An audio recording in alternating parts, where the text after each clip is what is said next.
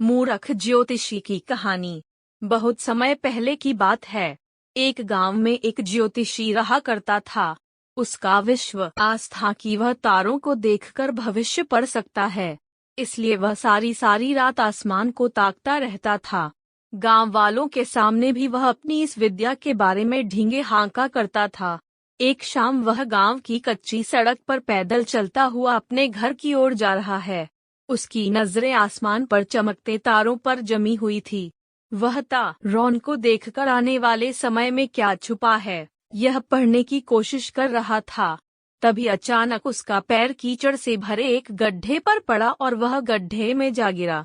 वह कीचड़ में लथपथ हो गया और किसी तरह गड्ढे से बाहर निकलने के लिए हाथ पैर मारने लगा, लेकिन एड़ी चोटी का जोर लगाने के बाद भी वह गड्ढे से बाहर नहीं निकल पाया। सारी कोशिश बेकार जाती देख वह सहायता के लिए चिल्लाने लगा। उसकी चिल्लाने की आवाज सुन कुछ लोग दौड़े चले आए।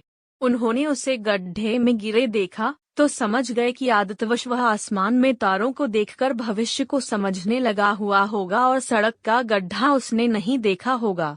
उन्होंने उसे बाहर निकाला और बोले, तुम आसमान में तारों को देखकर भविष्य पढ़ते रहते हो और तुम्हें यही नहीं पता कि तुम्हारे पैरों तले क्या है। भविष्य की तलाश में मत भटको, जो सामने है उस पर ध्यान दो। भविष्य अपना ख्याल खुद ही रख लेगा। सीख। हमारा आज ही कल अर्थात भविष्य का निर्माण करता है, इसलिए भविष्य की चिंता छोड़कर आज पर ध्यान केंद्रित कर कर्म करो।